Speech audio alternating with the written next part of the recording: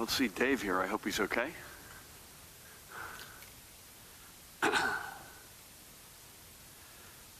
Good afternoon. I am joined by the woman to my right who needs no introduction, the Commissioner of the Department of Health, Judy Persicelli. To her right, another person who needs no introduction at this point, State Epidemiologist Dr. Christina Tan. Thank you, ladies. And to my left, another guy who needs no introduction, the Superintendent of the State Police, Colonel Pat Callahan. Let's get right to the numbers as we have been doing. We are reporting today 3,250 new positive test results, which brings the cumulative total of New Jerseyans who have now tested positive to 78,467. Again, 3,250 new cases, which brings the total to 78,467. According to our online dashboard, and Judy will correct me if I get this wrong, accessible through covid19.nj.gov, as of 10 p.m. last evening, 8,011 residents were reported hospitalized, of whom 1,961 were listed in critical or intensive care, and 1,594 ventilators were in use. 90 patients are at one of our field medical stations. And for the 24-hour period ending at 10 p.m. last evening, 787 residents were discharged from our hospitals, and that's good news. This is not good news. With the heaviest of hearts, we also report the loss of another 323 blessed New Jerseyans, brothers and sisters, due to COVID-19 related complications. Our statewide total of fatalities now sits at 3,840. This is now more than 5 times the number of New Jerseyans we lost on 9/11, and we continue to mourn and keep the souls we lost on 9/11 in our hearts and prayers and thoughts, and we now have 3,840 more lost souls with whom to do the same. We mourn with each family who has been directly impacted in the worst way by this pandemic, and we are incredibly grateful to those who allow us to remember their loved ones here in this platform. Telling these stories is never easy, but I do hope that by sharing them and putting human faces to the numbers, we can all gain a little extra perspective on why we have been so aggressive in our actions to halt the spread of COVID-19. Here are a few more lives for us to reflect upon. Alicia Seiker Kuna. She went by Alice by the name. Look at that. She came to this country in 1981 from Poland without knowing one word of English. Her story is the American story. It is the New Jersey story. She got her first job on the night shift at a Dunkin' Donuts in Kearney while her first husband looked after their 3 children, including a son with special needs. Eventually, she was hired as a bank teller, the only one able to help the Polish-speaking customers, and soon became an advocate and resource for the Polish community across Wallington, Passaic, and Garfield. She rose up the ladder to become a bank manager, and after becoming suddenly widowed at the age of 42, she went back to school and became a certified tax collector and worked for the borough of Wallington for 10 years, and then as tax collector, chief financial officer, and school treasurer in Bergenfield. Alice suffered a stroke in 2011 and fought her way back to keep working, but her light was forever dimmed by COVID-19 on Monday. She leaves her husband, Marion, her 3 children and 3 grandchildren, and a 4th on the way. More on that in a moment. And she has passed along her belief in public service as 2 of her children currently work as a public school speech therapist and an assistant prosecutor, respectively. I spoke with her daughter, Maggie. We reminisced about her mom. Maggie is the one who's pregnant. She's got a son due on August 15th, which I reminded her as a Catholic is a holy day of obligation. I think that would be only appropriate and just. God bless you, Alice. You will be missed by your family for sure and by the rest of us in New Jersey. Robert Weber, there he is. God bless him, was a 15-year veteran firefighter with the Port Monmouth Fire Company in my hometown of Middletown in Monmouth County. He did more than just fight fires, though, and also served as a member of both the Middletown First Aid and Rescue Squad and the Middletown Fire Department's Air Unit. It probably wasn't a surprise that he chose this line of work, as Rob's family has retold their memories of him as a child chasing after fire trucks. Not everyone gets to live their dream, but Rob obviously did his. To honor him in the only way they could at this time, local responders organized a motor procession last night that headed out from the Port Monmouth Fire Department.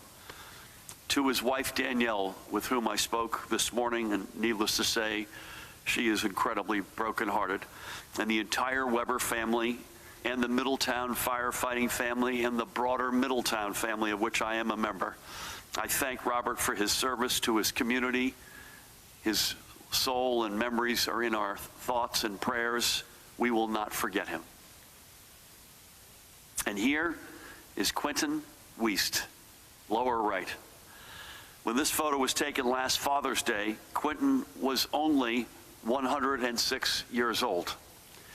When COVID-19 took him earlier this week, he had reached 107. He was born on October 29th, 1912, only a couple of months before my dad was born. And yes, he survived the flu pandemic of 1918. He earned a degree in engineering from the George Washington University in Washington, D.C., and embarked on a career that would see him rise through the ranks in the telecommunications industry with the Western Electric Company, the manufacturing side of the former Bell telephone system. Along the way, he married his wife of 56 years, Myrtle, with whom he is now reunited.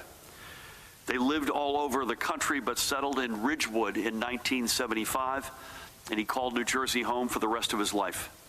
He was, among other things, an expert bridge player, even garnering a mention in the New York Times. He was an avid bowler and played golf right up until age 100.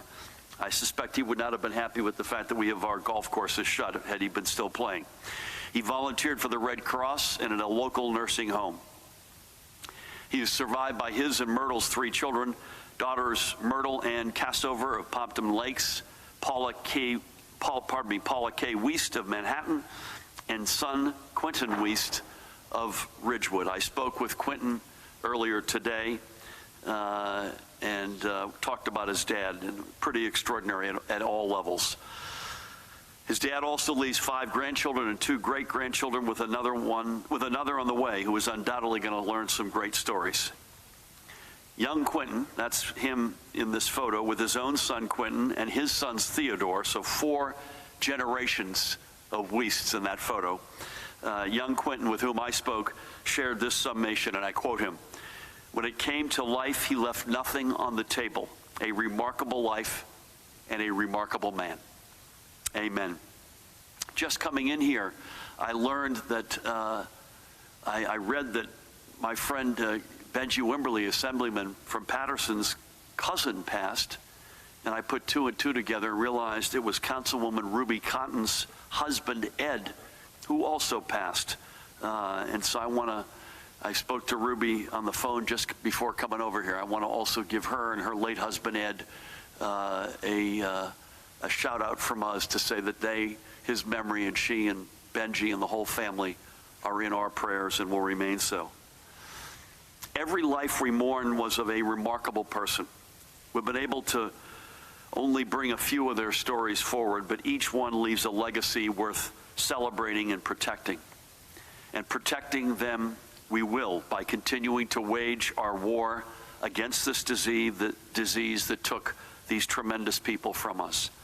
And in that, we must all come together, stay together, and keep working together.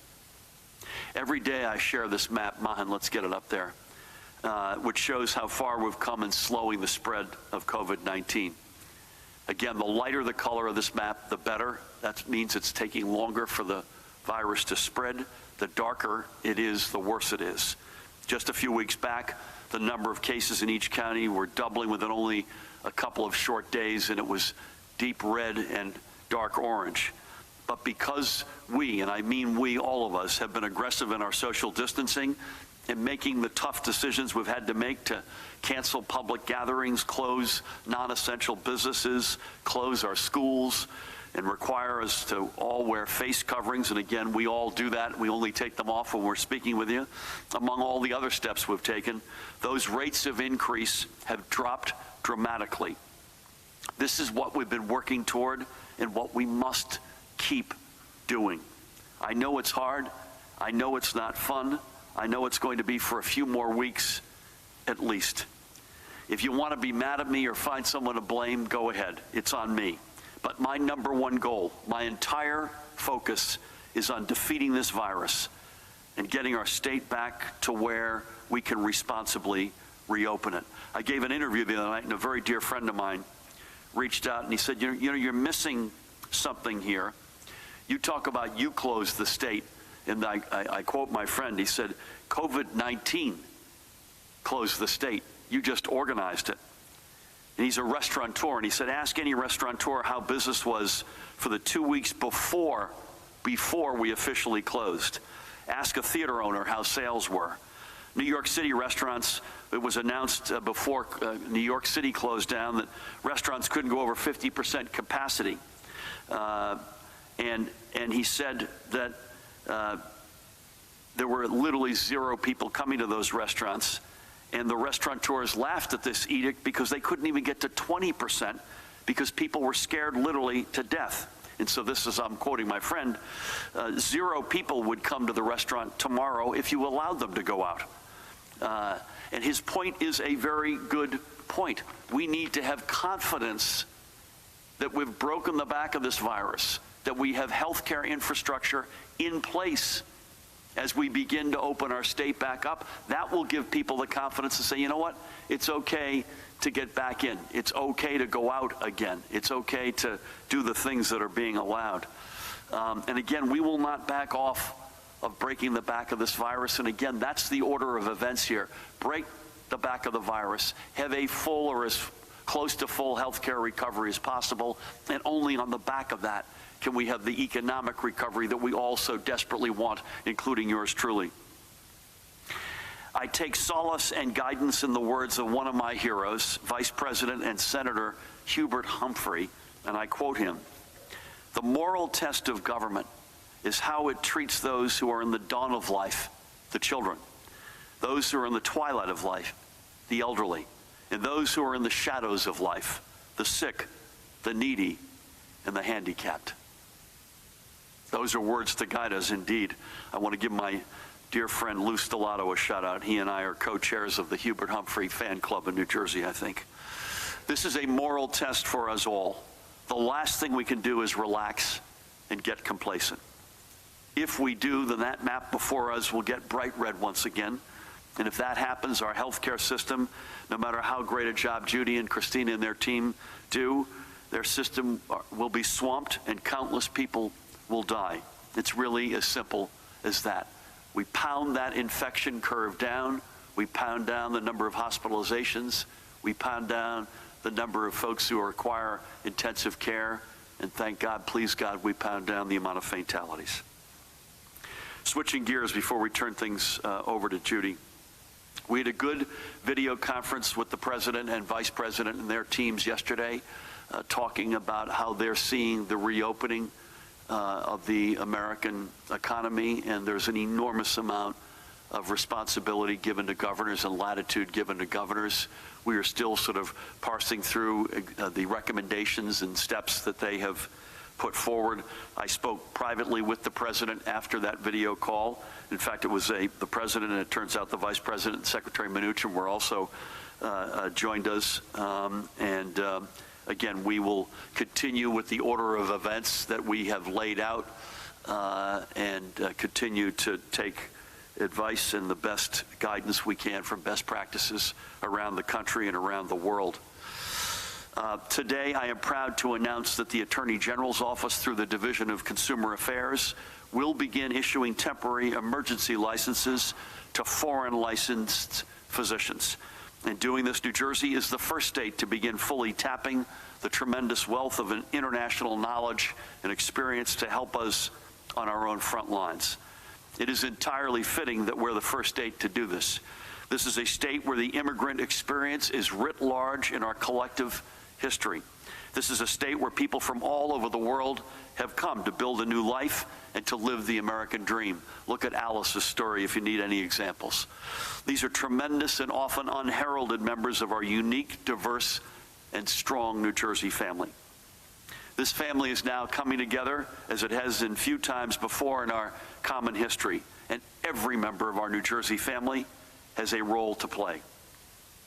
Even as we begin issuing these licenses, we continue to look for experienced volunteers to work alongside our current healthcare teams in fighting COVID-19. In particular, and Judy will correct me if I get this wrong, we have a need for anyone with qualifications as a respiratory therapist and for physicians, nurses, and emergency medical technicians. If you have prior experience in any of these fields, please go to covid19.nj.gov/volunteer to sign up, and our team will work to match you with a location in need that could use you.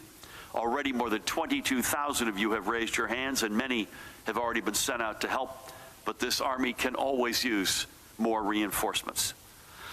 And today we launched a new page for all of you who are not medical professionals, but wish to volunteer your time and efforts in other ways. Simply go to covid19.nj.gov/help and click on Volunteer in Your Community. Our most immediate needs are for people who help deliver meals to elderly or otherwise vulnerable residents and to assist us at our food pantries. I thank the Governor's Office of Volunteerism within the Department of State, the New Jersey Voluntary Organizations Active in Disaster, and the Office of Emergency Management under Pat's supervision for their partnership in identifying these opportunities. On testing across the state, there are now 70 sites at which you can receive a COVID-19 test if you are exhibiting symptoms of respiratory illnesses. 24 of them are publicly accessible, and you can find a complete list at covid19.nj.gov/testing. But there are many more privately run sites that your primary care practitioner can direct you to if you need to be tested. And on this, we continue to pursue every possible avenue for expanding our testing capabilities. Getting this in place is a key component for our future decision-making, as once we get through this emergency, our charge will be to aggressively attack any future cases to prevent another outbreak. I want to also acknowledge the Director of the Department of Homeland Security and Preparedness, Jared Maples, is with us, and Deputy Counsel Paramil Garg. Thanks for being with us, guys. Before I hand things over to Judy, I want to highlight, as we have been doing over the past couple of weeks, the tremendous work that ordinary New Jerseyans have undertaken to help get us through these extraordinary times. You've shared many of these stories online by using that hashtag #NJThanksYou, and each one has been a little bright spot during our days. Please keep sharing your stories, keep forwarding them. First, I want to give a shout out to the Montclair Drifters, and with a special credit to my partner in government, the extraordinary Lieutenant Governor Sheila Oliver, for sending us this story. The Montclair Drifters first formed in 1964, and for 56 years, this group of dynamic and service-driven African-American women has dedicated itself to bettering their community. This week, they got together to donate 40 hot meals to the frontline medical team at Mountainside Hospital in Montclair. You can see some of the team members right there. So a huge shout-out to the Montclair Drifters, who continue to build upon their already tremendous 50-plus year history and legacy. And then back down in my county, Monmouth County, there's Georgetown University freshman Liam Marshall. There is Liam from Seagirt. He's obviously back home from the hilltop and wanted to help out in between his online classes. He had the idea to begin an online campaign to support Feed the Frontline, which is providing meals to the healthcare workers at Monmouth County's area hospitals. Liam used his social media presence to ask people to donate $15 in exchange for a yard sign to show, and there's one of them right there, to show support for every frontline healthcare worker working hard. So far, he's had to produce, you ready for this, close to 800 signs. Obviously, this got bigger than just Liam, so he enlisted his parents and his brother and a whole squad of friends to help him deliver signs to front lawns all over the Monmouth Shore area. By the way, Liam is a business major. Something tells me he has a tremendous future ahead of him. To you, Liam, and your family, I know you're watching. I hope you never give up your spirit of giving back. Kudos to you, and even though I didn't go to Georgetown, I say Hoya Saxa. And I think this is a positive way, and the guy, the Villanova grad to my left, I think probably had mixed emotions about that chant. I think this is a positive way to end today. To the millions of New Jerseyans who are with us in channeling our deep New Jersey values to defeat COVID-19, keep up the good work. I know it has not been easy. It has not been fun. And it's not going to get any easier or any more fun. But it is absolutely essential to our success. We have come a long way already. We're flattening the curve. There's no doubt about it. But we cannot let up until we've ridden the curve rather, down the other side. We can do this. After all, we are New Jersey. There's nothing else that needs to be said. With that, please help me welcome the woman who needs no introduction, the Commissioner of the Department of Health, Judy Persichilli. Thank you, Governor, and good afternoon. As you know, we've seen extreme vulnerability of long-term care facilities in New Jersey and nationally with the pandemic of COVID-19. We continue to be vigilant and do everything in our power to assist these facilities, from shipping personal protective equipment to connecting facilities with staffing support to replace the certified nursing assistants who are either ill or who have not reported to work.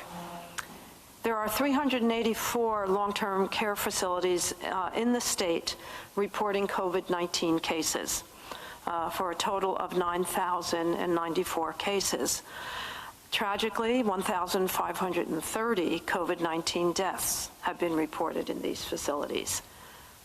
Today, I'm going to give you a breakdown by county, and this will be added to the Department of Health dashboard later today. In Atlantic County, 8 of their long-term care facilities are reporting 53 COVID-19 cases and 6 deaths. In Bergen County, 51 facilities are affected, reporting 1,831 cases and 352 deaths. In Burlington County, 15 facilities are affected, reporting 310 cases and 32 deaths. In Camden County, 14 facilities are affected, reporting 281 cases and 48 deaths. In Cape May County, 4 facilities are affected, reporting 30 cases and 2 deaths. In Cumberland County, 2 facilities are reporting 3 cases and no deaths. In Essex County, 38 facilities are reporting 969 cases and 204 deaths. In Gloucester County, 7 facilities reporting 47 cases and 8 deaths. In Hudson County, 12 facilities are reporting 361 cases and 57 deaths. In Hunterdon County, 4 facilities are reporting 143 cases and 20 deaths. Mercer County, 19 facilities reporting 344 cases and 38 deaths. In Middlesex County, 35 facilities reporting 832 cases and 162 deaths. Monmouth County, 40 facilities reporting 782 cases and 114 deaths. Morris County, 32 facilities reporting 829 cases and 150 deaths. Ocean County, 32 facilities reporting 543 cases and 43 deaths. Passaic County, 18 facilities, reporting 460 cases and 76 deaths. Salem County, 2 facilities, 18 cases and 1 death. Somerset County, 24 facilities with 456 cases and 58 deaths. Sussex County, 5 facilities, reporting 161 cases and 45 deaths. Union County, 26 facilities, reporting 472 cases and 91 deaths. And Warren County, reporting 6 facilities affected, reporting 169 cases and 23 deaths. I have received calls and have talked with a number of elected officials of these counties and municipalities as they are responding to the concerns of their constituents. Federal surveyors are on site in Andover, as reported yesterday, along with our state surveyor, and our state surveyors are making site visits today to several long-term care facilities. They will be working today and through the weekend, visiting selected facilities based on the reporting of their statistics. The New Jersey Veterans Home Census today is 782. 145 of our veterans have tested positive for COVID-19. 32 are hospitalized. They are reporting 57 deaths. Out of a staff of 1,331, 70 of their employees have tested positive. Our state psych hospitals are reporting an additional death today for a total of 7 deaths from their population of 1,400. Currently, 111 of our long-term care facilities have reported that they are no longer admitting residents because they are unable to cohort and appropriately care for more individuals. As the governor shared last evening, our hospitals reported 8,011 hospitalizations, which includes patients with COVID-19 and persons under investigation. This is a 2% decrease from our daily growth rate of the past 2 days. There are now 1,961 individuals in critical care, of which 1,594 of those individuals are on ventilators. That is 81% of our intensive care patients are on ventilators, significantly down from a high of 97% within the past week. Before I got in the car to come here, I got a call from Kevin Slavin, who you know is CEO of St. Joseph's and also head of the board of the New Jersey Hospital Association. And he shared with me that Peter Benko, CEO of Centura Health in Colorado, Peter Benko is a New Jersey fellow. I worked with him when I was at St. Peter's in New Brunswick, and Kevin hired him up at St. Joseph many years ago. He is sending 25 nurses on United Sunday to New Jersey to work at St. Joseph's, St. Peter's, and Trinitas. So a shout out to Peter Benko, a New Jersey fellow. As the governor mentioned, our field medical stations have a current census of 90. The Secaucus site has 64. Edison has 26. Additionally, 17 individuals are being served at the Marriott in Secaucus. So all in, 168 individuals have been served at these sites, and 79 have been successfully discharged home. Today, we're reporting 3,250 new cases for a total of 78,467. And sadly, 323 new cases, new deaths, have been reported to the department. And as the governor shared, that is a total of 3,840 fatalities in our state.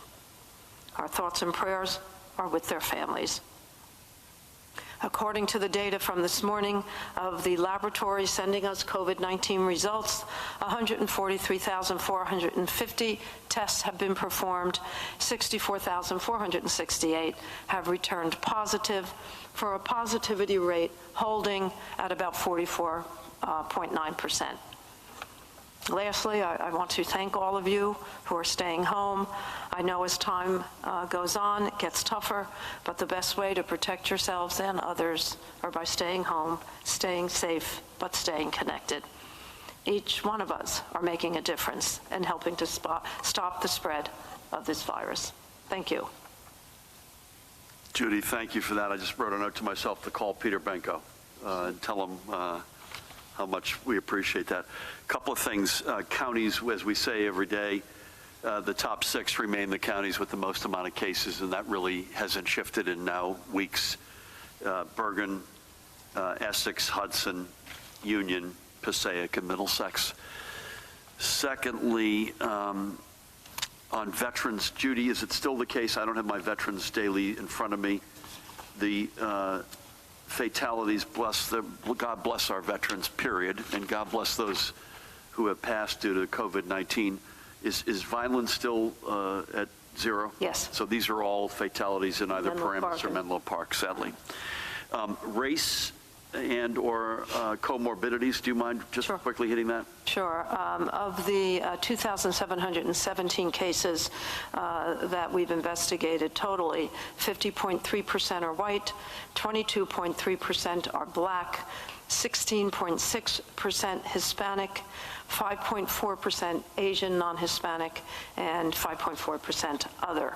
Underlying conditions are holding about the same: 60.8% cardiovascular disease, 39.1% diabetes mellitus, 29.6% other chronic diseases, 20.5% chronic lung disease, that's like asthma, emphysema, COPD, 15.8% chronic renal disease, 15% neurologic disability, 13.3% other, and 11% cancer.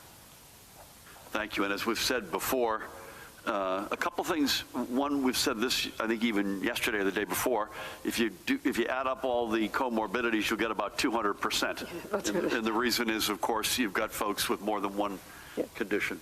Secondly, the African-American representation of the fatalities continues to concern us. It looks, again, it's staying in and around 50%, 50% above the representation of the African-American community in the broader society in New Jersey. Thirdly, this is something we haven't said in a few days.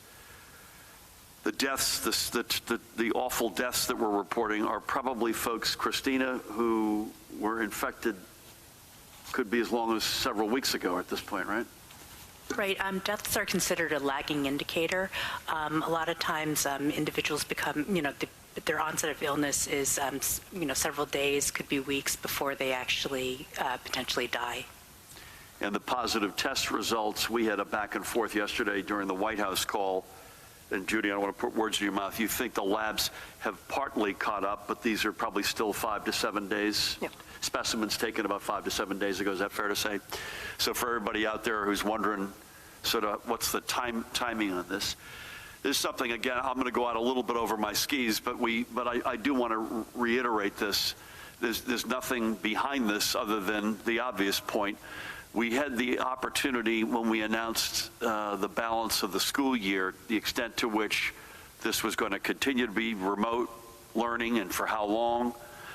Do we do this for a number of weeks versus the entirety of the balance of the school year? We quite deliberately picked what is now 4 weeks from today. That was with the input from Judy and Christina and their teams, obviously the Commissioner of Education, Dr. Repillette, Pat and his team, and other experts looking at our best guess as to data and science. And that was done deliberately. So I want to not just say for the folks who are impacted by our decision on schools, and in particular the seniors out there, in particular the seniors who play sports or have other activities, the seniors who want to find some way to acknowledge and commemorate their graduation. We know that you're probably the most impacted of the school communities, including your folks and your families. But we also did that deliberately because we hope to know a whole lot more, as we now know versus 4 weeks ago. We hope to know a whole lot more as we round into May 15th. And if we keep doing what we're doing, that whole lot more we know has the potential to be meaningfully more positive. So keep at it, folks. Please, please keep at it. I know it's not fun. I know people are stir crazy. I don't blame you. I get it. But we are cracking the back of a once-a-century killer here. This is the fight of our lives, and we are winning it. But we have to stay at it. We have to stay at it. And if we do, my gut tells me the news gets better, and it gets better over that 4-week period that we're talking about. With that, for any updates on compliance, PPE, other infrastructure matters, I just got a note while I was making a note to thank Mr. Benko. I got a note from General Milhorn saying he's looking forward to seeing the three of us next week in Atlantic City. So with that, Pat, over to you. Thank you, Governor. Compliance, especially as it pertains to those large gatherings, has been, I would say, phenomenal over the last few nights. A few outliers, which I'll go through briefly. In Patterson, a subject was cited for operating a car wash. He was cited for an EO violation. Newark issued 90 EO violations and closed 7 businesses. In Morristown, 3 male subjects were charged for EO violation. They were actually fighting during a small social gathering. In South Brunswick, a woman was cited for driving under the influence and as well as endangering the welfare of children. She had 2 small children in the car, and her alcohol test revealed she was a .26 BAC. In Elizabeth, 7 were cited, having been previously warned to disperse. They were cited for EO violations. And in Upper Township, a subject was cited for driving under the influence with a .33 blood alcohol concentration.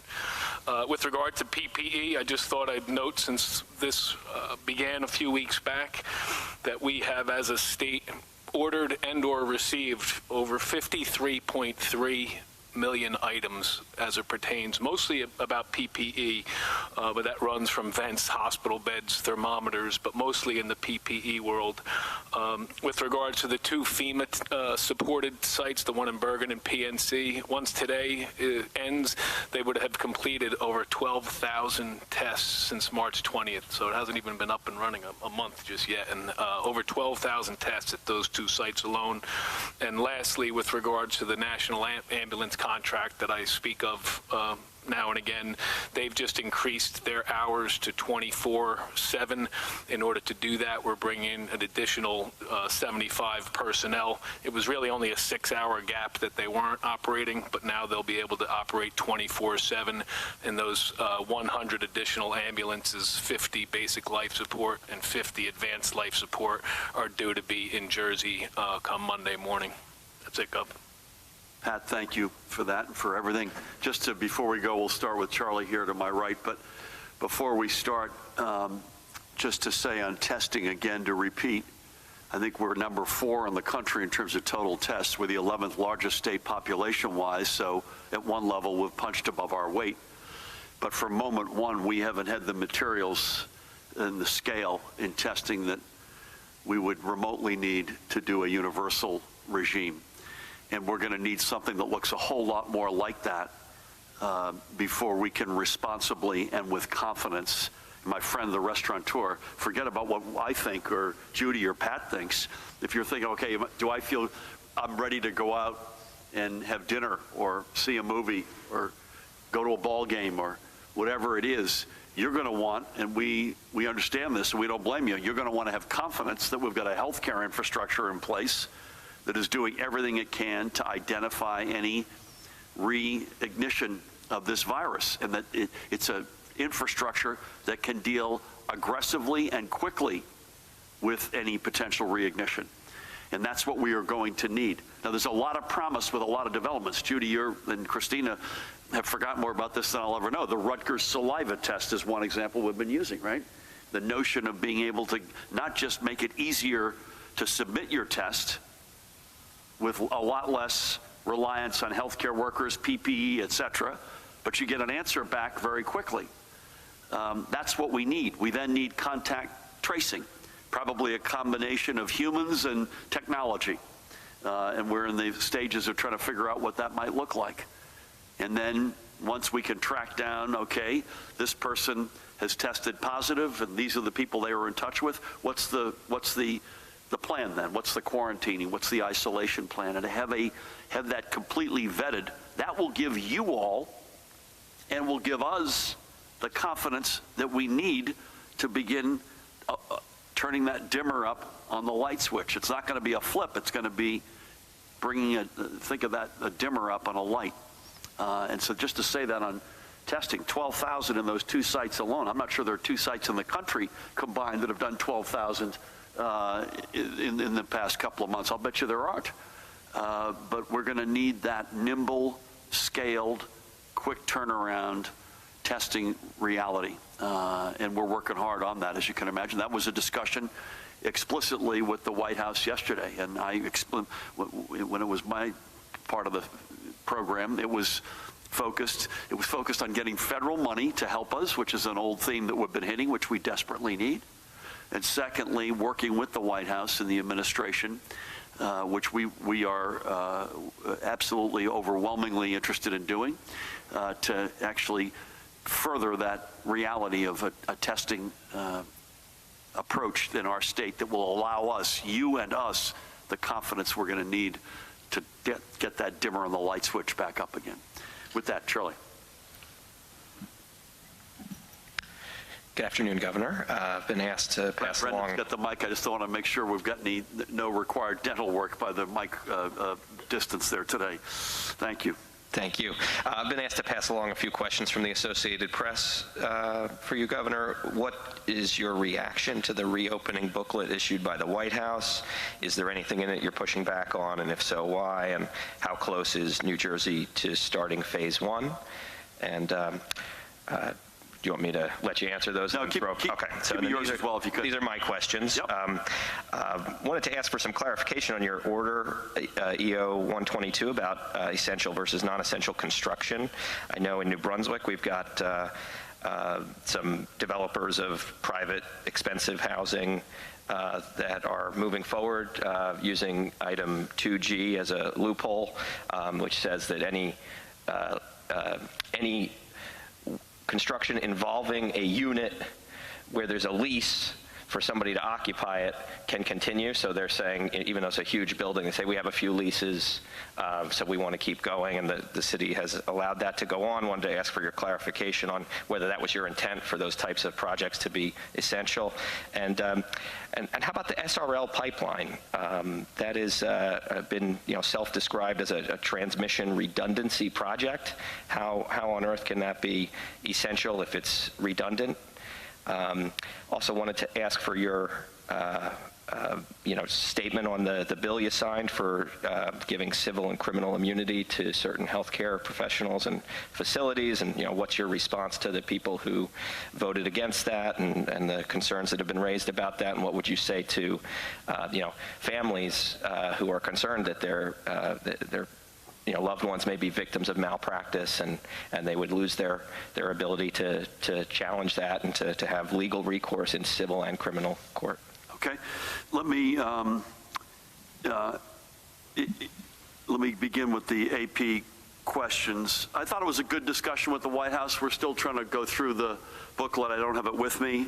Judy and Pat were with me. I thought it was a good discussion. The most gratifying part of it is that they're basically saying the governors are the ones who determine a lot of this, and we agree with that. And I don't say that as a hostile statement. I just think it's a reality. I've said this before. I think there were 3 rings of responsibility here, and you all should come in if you see it differently. One is we have to do what's right for the 9 million folks inside the 4 walls of New Jersey. Number one, job number one. Second ring out is to do that in a very tightly coordinated way with our neighbors. We did that well as we were closing. Let's do that as we are reopening, including some of the healthcare infrastructure potentially that I talked about. Rich Besser is as good as it comes as it relates to healthcare abilities. Judy's known him a long time. He's one of our representatives. We couldn't have a better person alongside Jay Johnson, who's equally extraordinarily talented. And then thirdly, cooperation with the White House. So it's got to work for us, our neighbors, and there's nothing to replace the existential reality of the federal government. So I thought it was a decent discussion. Was there anything I'd be pushing back on? The only thing I would push back on is if there was a requirement on timing, and there was not, and that's a good thing because we're not ready. Again, don't confuse my extreme desire to want to open things up from based on the data and the inputs that we have, my assessment at the moment, whether or not we're ready for that. And I think I've gotten into the other pieces of this. Is this Mike who's asking? Or yeah, I mean, I think I've gotten into it a minute ago. We need break the back of the virus, have the healthcare infrastructure in particular in place. Testing, contact tracing are the big pillars of that, I think. And then you could begin to put your rules in not just in place, but in action. What's a restaurant look like? What's a retail shop look like? What's a warehouse or a manufacturing floor look like? Anything, Judy or Pat, you'd add to that? I thought it was a good discussion. The one thing that we would have recoiled on would have been, you must do this by this date, because we're just not there. This will slightly, and I want to say that I'm taking a shot at myself here, this will slightly understate the depth of my knowledge about item 2G when I say that I know it follows 2F. So with that, Paramo, could you please talk about non-essential and essential construction, including the one that Charlie's described in New Brunswick, as well as anything you want to say on the pipeline? Sure. So the provision that you referenced in paragraph 2G refers to particular units for which a tenant has a lease agreement to move in by a particular date, and that's just designed to ensure that tenants who have to vacate their current residence and have to move somewhere else have a place to go. But the construction should be limited to those specific units. And on the pipeline that you mentioned, our executive order takes a sector-based approach, so it's not about particular projects, but pipelines are part of the utility exception in that order. Now that you're on deck, Paramel, anything you want to add on the bill related to civil and criminal immunity? Sure. So the civil immunity provisions in that bill only apply to simple negligence, so the types of malpractice that you're referencing that include willful conduct or gross misconduct, they wouldn't be covered. And the criminal immunity provisions in that bill, they only apply to situations in which there's a shortage of ventilators and hospitals have to make decisions involving triage at that moment. Judy, anything you want to add to that last piece? Yeah, it does not take away a person's right to assert a claim if they feel that they've been wronged in some way, and then it'll be adjudicated in the courts. Am I right, Counselor? We're good, Charlie. Very quickly. Very quickly, so for 2G, is that for new construction, or are we only talking about buildings that are just, renovating a unit? So it does apply to both new construction and existing construction of those specific units. You good? Thank you. Before we go to Elise, anyone in the back, you guys got a question, either of you? You guys good? Elise, good afternoon.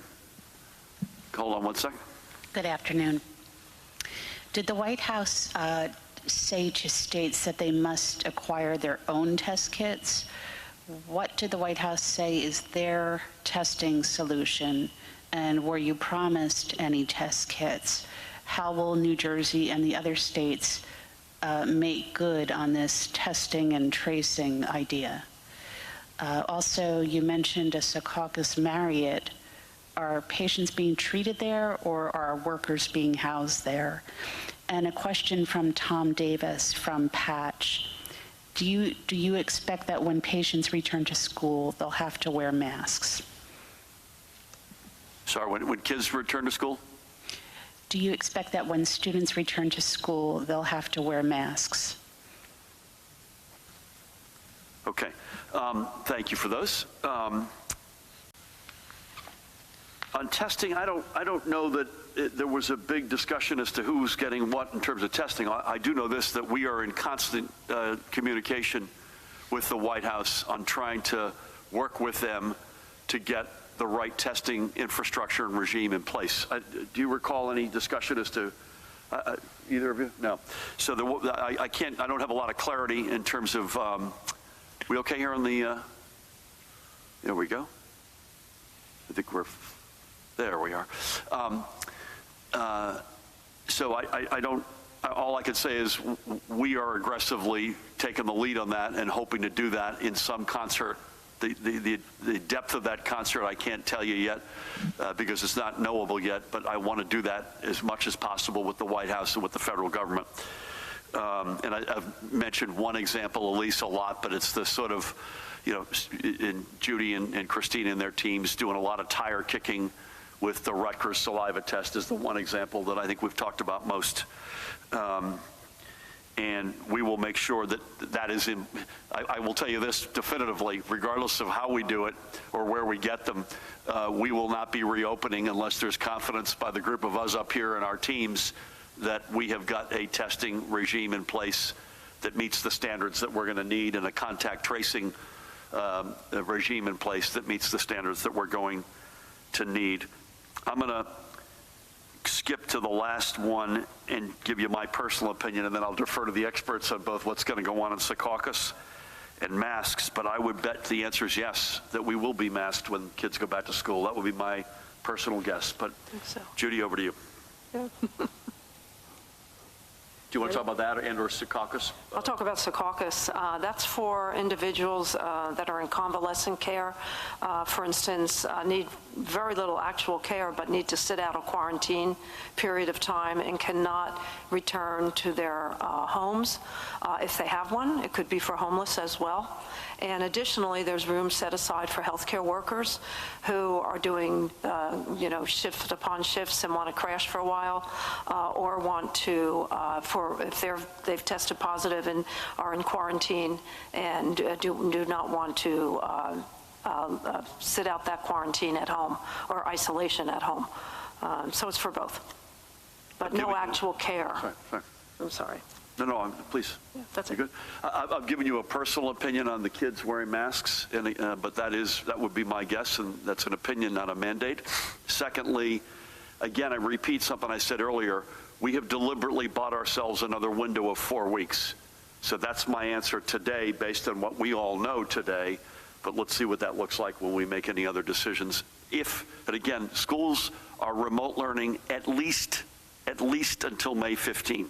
I want to repeat that. We've not made the decision that we're going back to school on the 15th or the 18th or whenever that is. We're remote until at least the 15th. You good? I would think anybody, yes. I would think so, yes. Again, one guy's opinion. Do I have any violent disagreement down here or not? Okay.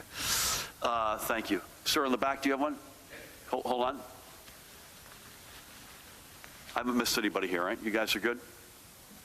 Governor, I have a question from Colleen at NJ Spotlight. Multiple part but related question. Can you give us an update on furloughs of inmates from prison? Has it started yet, or when will it start? Do you have a number that you're aiming for? And will people be eligible for release if they have medical conditions but are in a location, i.e. a halfway house without any known cases? Without what, sorry? Without any known cases. Okay. Do you have anything for yourself? Or that's it. Okay. Thank you. The furlough process is underway. The review process, is underway. There is a tiering, and Paramel will correct me if I'm wrong here, there is a tiering of most at-risk patients. I think I said this the other day. One tier is age. Another one is underlying health concerns. Another tier is eligible within a certain window for parole or release. There's another tier, I think, of folks who were denied parole. So they're batching these. It's in process. No one has been adjudicated to the best of my knowledge yet, Paramel. My guess is this is at least next week for a first batch of those folks. I don't have a number for you yet because they're going through it as we speak. And as it relates to someone with medical issues in a halfway house, Paramel, what's your color on that? So those decisions about release and where individuals would be released to, they would be made by the Emergency Review Committee. Okay, including folks from a halfway house today. I believe that's correct, okay. Yes. Is that, you good with that? Thank you. Brent, nice to see you. Hold on one sec. Any update, it's been a few days, any update on peak, either in cases or hospitalizations? We still haven't seen that yet, right? And two, a month ago is when the lockdown started. On March 17th is when the first wave started. Is that having any effect on numbers, or is it still too soon yet? And last question, only 3 today. Jeez. I know. Gas owners are calling for self-serve gas. They sent you a letter, apparently. Do you plan on temporarily lifting the ban? Nothing new to report on self-service gas. And secondly, Judy, these really are, are we seeing, I'm going to give you a couple of thoughts, but I have to defer to the experts. That map shows that we're making an enormous difference. And again, I got to thank Pat said this earlier, overwhelmingly, people are playing ball. And we will never forget that. All of us will never forget that, because that's how we're going to beat this thing. And that map would not be the color it is if the lockdown were not having a real impact. The positive curves, the curve and the positive tests is showing that. The anecdotal, more than anecdotal, but the statistical and anecdotal evidence that we're hearing out of the hospital systems, there's the map.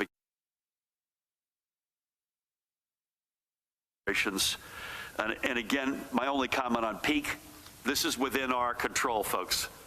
So far, again, Judy and Christina are looking, and we all are at multiple models that have sort of this shape to them. This is the bad, worst case infections, which leads to hospitalizations. This is the best case. Let's remember that while we're talking about really good progress and signs of really good daylight, I think it's fair to say, again, I'll turn this over to Judy, it's within our hands to either keep it that way, or please God, don't do this, let your guard down. And if we let our guard down, you then have to reassess peak, how bad this is, worst case versus best case. You then potentially swamp the system. So again, folks, we're still in the war. In every war known to man, I believe this is true, somebody got killed on the last day. So let's just stay the course. Please stay at home, keep your distance, keep us getting a map that looks lighter and lighter every time we pull it up. With that, Judy will correct the record. Yeah, I think that as we look at the hospitalizations, we are seeing some flattening. And we separate out the state into north, central, and south, and we actually are seeing the progression, or I should say the transmission of the disease move. This has been a special report from CBS 2 News. We now return to our regular programming.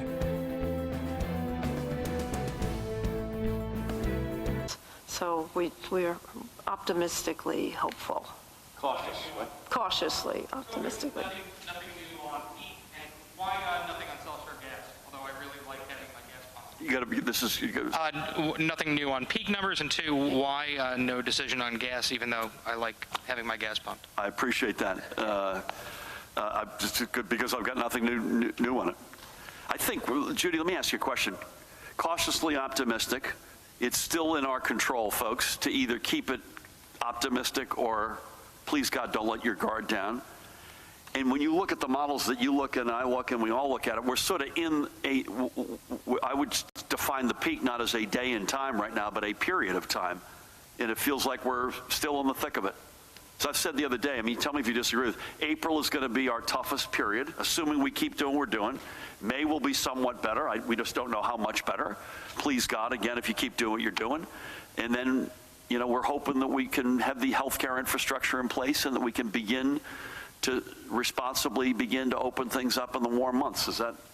Yeah, we look at three models, best case, worst case, and we expect to be still very busy through April and into the beginning of May. Depending on what model you look at, it's from now till May 12th.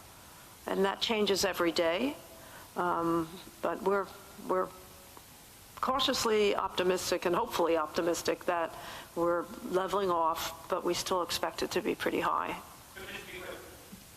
Sorry, last time. Last time at the We have not Nothing else on self-serve gas, by the way. No. Just so I want to be clear so I don't write the wrong thing. We have not seen the peak in either hospitalizations or cases yet, right? I don't think we know, right? I would think in the north we have seen the peak, and we have not seen it in central and south. And it's coming. You good? And again, everybody, I hate to be a broken record. This is within our control. Best case versus worst, when it comes, what it looks like when it comes, it's up to us. We keep doing what we're doing. This is going in the right direction. There's no question about it. we let our guard down, all bets are off. Is that fair to say, everybody? Absolutely. So please don't let your guard down. I know it's not fun. It's not fun for any of us, trust me. But it is working. Keep at it, folks. John, you get some bad cleanup today. On nursing homes, is there a method for the state or the federal government to take over operations at a place like Andover subacute? You've already sent investigators there. If operations are deemed so insufficient, can you guys take over operate at a place like that? And are you considering that? Are you tracking staffing at the nursing homes, particularly nursing care? And can we get to help put some perspective on these nursing home numbers? Testing is not widespread necessarily in some of these places, so that might be an undercount of the positive cases, as well as many of the residents have DNRs and do not intubate orders in place. Would that inflate the number of deaths that we're seeing there, and especially given the population, and just try to help put some of those numbers in perspective, especially given the raw numbers of total deaths at nursing homes? Judy, I'll say a couple of general things and then turn it to you. John, it was good doing the Facebook Live with you and Ashley earlier, so thanks for having me. I would just say this: the good news. I don't want to sound like others may have sounded in this crisis, but we have wide-ranging authority. But I would just say in this particular case, let's leave it where we've said it already, which is the Attorney General is all over this. The feds from CMS, Judy, are all over it. Judy's own team at the Department of Health is all over it. I think we'll leave it at that for the time being, but our authority is significant. And then I think the rest of these, so you've got tracking staffing at long-term care is because of perhaps not a robust enough testing regime. Is it possible it's undercounted on the one hand, and your DNR point on the other hand? Is it possible that it may be inflated on the other, opposite that? Yeah, on the testing, almost all of the long-term care facilities are doing testing, but we're counting positives and PUIs and assuming that the PUIs are positive. That's how we're cohorting patients. And we do track PPE, we track staffing, we track whether they're can cohort. That's the physical plant limitations in addition to the staffing limitations. And that's how we know 111 are not able to admit or readmit.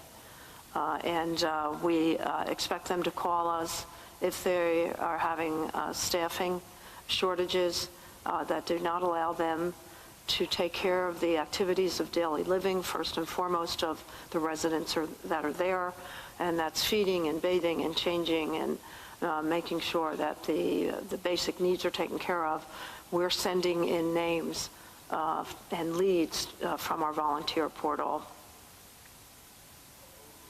I'd just say a couple of things before we break. We've talked about the national and New Jersey postmortem that we're all going to need to go through here. So this is not helping put the fire out right now. But it's quite clear, both nationally as well as in our own state, that long-term care is going to be a particular focus. Hard to ignore that. I read an article this morning. I don't know if, Judy, you heard me on our call earlier. I forget what newspaper it was in, but there's not in New Jersey, thank God, but a nursing home with 150 patients and 2 members of staff on duty. So this is sobering as it gets. Both in New Jersey, around the country, and frankly around the world. Something that I said on your Facebook Live session, John, earlier, which I think, and again, correct me if I'm wrong if you all see this differently, you're in one of these facilities to begin with, in an otherwise benign world for a reason, right? It's due to age, it's due to a particular underlying condition, a disability, for some combination of things. You then add a deadly virus to this mix, meaning it ignites in particular in that community that I've just described. I think that's fair, right? And then added to that, there are expectations of conduct by the operators of these facilities. And we had this awful Wanacue tragedy in October of 2018, and we put in place the requirement, and Judy has done it with team, has done an extraordinary job to make sure these folks have an emergency response plan, which they were due to give us and did, I think, in most, if not all cases in February. There's a code of conduct here, behavior. So you've got a vulnerable population, a deadly virus, and if that weren't enough, you've got some folks who aren't doing what they need to do or should be doing. I mean, this Andover thing is a complete outrage.